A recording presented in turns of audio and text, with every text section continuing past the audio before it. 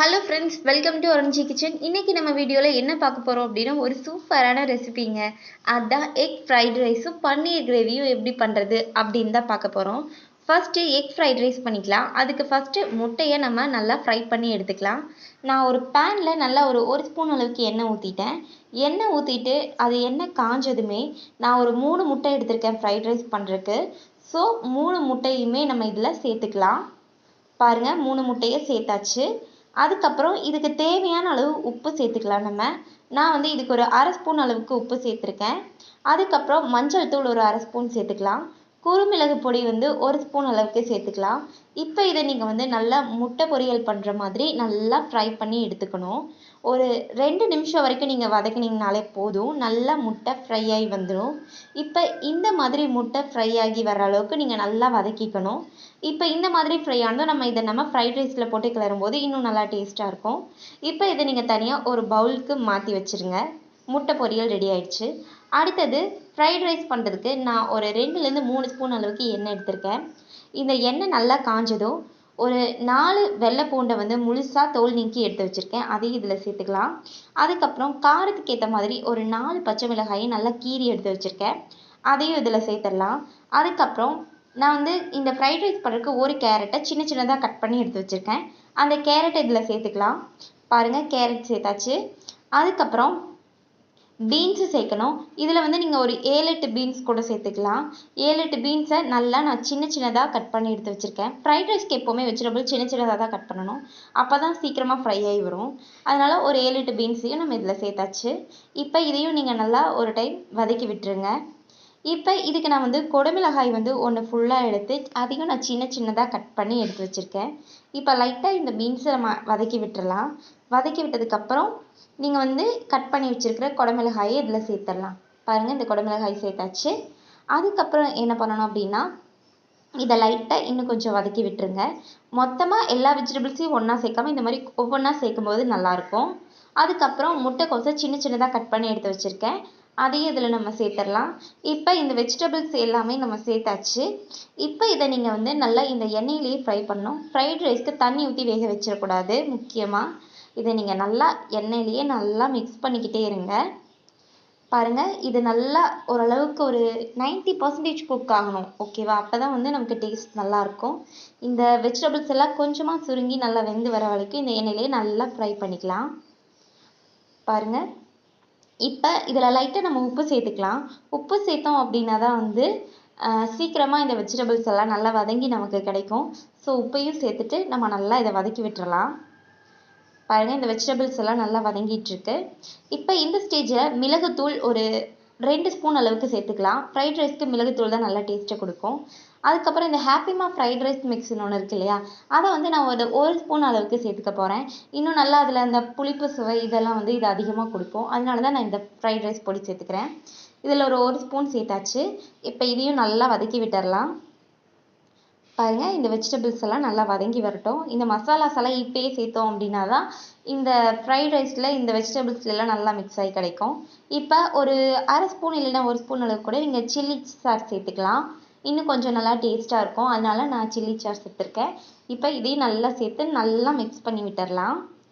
பாருங்கள், இது நல்லா மிக்ஸ் ஆகிக்கிட்டு இருக்கட்டும். நான் ஆல்ரெடி ஒரு பாஸ்மதி ரைஸ் எடுத்திருக்கேன். பாஸ்மதி ரைஸ் ஒரு 2 கப் எடுத்திருக்கேன். அதை நல்லா வேக வச்சு எடுத்து வச்சுருக்கேன், ஒரு விசில் மட்டும் விட்டு. இப்போ இந்த ரைஸையும் நம்ம இதில் சேர்த்துடலாம். ரைஸ் சேர்த்ததுக்கப்புறம் அப்படியே நீங்கள் அந்த ஃப்ரை பண்ணி வச்ச முட்டையும் இதில் சேர்த்துருங்க. இப்போ இதை நம்ம மிக்ஸ் பண்ணி விடணும்.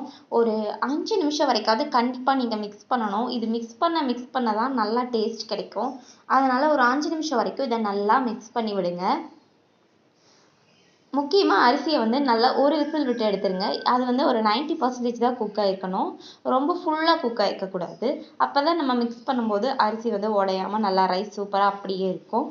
பாருங்கள், இதை நல்லா நம்ம ஒரு 5 நிமிஷம் வரைக்கும் நல்லா கலந்து விட்டுட்டே இருக்கலாம். கலந்து விட்டுட்டே இருந்தோம்னா தான் ஃப்ரைட் ரைஸ் நல்லா டேஸ்ட்டாக இருக்கும். லைட்டாக நீங்கள் கலந்து விட்டுட்டு விட்டீங்க அப்படின்னா எல்லா பக்கமும் அந்த ஃப்ரைட் ரைஸோட இந்த இது பிடிக்காமல் அவ்வளோவா டேஸ்ட் கொடுக்காது. ஸோ ஒரு 5 நிமிஷம் வரைக்கும் நம்ம கண்டிப்பாக கலந்து விட்டுட்டே இருக்கணும். பாருங்கள், அவ்வளோதாங்க ஃப்ரைட் ரைஸு. இதை நீங்கள் நல்லா கலந்து விட்டுட்டு இறக்குனீங்க அப்படின்னா ஃப்ரைட் ரைஸ் ரெடி ஆகிடும். அவ்வளோதான் ஃப்ரெண்ட்ஸ். அதுக்கப்புறம் பன்னீர் கிரேவி நம்ம எப்படி பண்ணுறதுன்னு பார்க்கலாம். ஃபர்ஸ்ட்டு இந்த ஃப்ரைட் ரைஸ்க்கு பன்னீர் கிரேவி நல்லாயிருக்கும் இல்லையா, அதனால் நான் 2 பெரிய வெங்காயம் எடுத்திருக்கேன். அதை சின்ன சின்னதாக கட் பண்ணி லைட்டாக எண்ணெய் ஊற்றி இதில் ஃப்ரை பண்ண போகிறேன். நம்ம வந்து இல்லை நார்மலாக அரைப்போம் இல்லை வதக்கி, அந்த மாதிரி தான். இப்போ இந்த வெங்காயத்தை நல்லா வதக்கி விட்டுறலாம். வதக்கி விட்டுட்டு இது லைட்டாக ப்ரௌனிஷ் ஆகிற வரைக்கும் வதக்குங்க. இது வதங்கினதும் நான் வந்து 2 தக்காளி பழம் எடுத்துருக்கேன் கிரேவி பண்ணுறதுக்காக. இந்த 2 தக்காளி பழத்தை நான் சின்ன சின்னதாக கட் பண்ணி எடுத்து வச்சுருக்கேன். இந்த வெங்காயம் நல்லா வதங்கினதும் இது கூட சேர்த்துக்கலாம் நம்ம. பாருங்கள், வெங்காயம் ஓரளவுக்கு வதங்கிச்சு. இப்போ நம்ம 2 தக்காளி பழத்தையும் இதில் சேர்த்துடலாம். இப்போ இதையும் நல்லா சேர்த்து இந்த தக்காளி பழம் வந்து நல்லா வதங்கி வரணும். இதோட பச்சை ஸ்மெல்லாம் போய் நல்லா வதங்கி வந்துச்சு அப்படின்னா தான் நம்ம கிரேவி பண்ணும்போது நல்லா டேஸ்ட்டாக இருக்கும். ஸோ இதை நல்லா வதக்கி விட்டுறலாம். இதை வதக்கி விட்டுட்டு இதை நல்லா நீங்கள் ஆற வச்சுருங்க. ஆறினதுக்கப்புறமா இப்போ இதை நம்ம அரைச்சி பேஸ்ட் பண்ணி எடுத்துக்கலாம். பாருங்கள், இப்போ நம்ம அரைக்கிறதுக்கு ரெடி பண்ணிட்டோம். இப்போ கிரேவி பண்ணுறதுக்கு நல்லா ஒரு 2 ஸ்பூன் அளவுக்கு எண்ணெய் ஊற்றி அதில் கொஞ்சமாக பட்டை சேர்த்துக்கலாம். பட்டை சேர்த்தாச்சு. அப்புறம் 3 கிராம்பு, ஒரு அன்னாச்சி பூ, 2 ஏலக்காய் இதெல்லாம் சேர்த்து நல்லா தாளித்து விட்டுட்டு நம்ம அரைச்சி வச்சுருக்கோம் இல்லையா ஃபைன் பேஸ்ட்டாக தக்காளி வெங்காயத்தையும் அதையும் இதில் சேர்த்துடலாம்.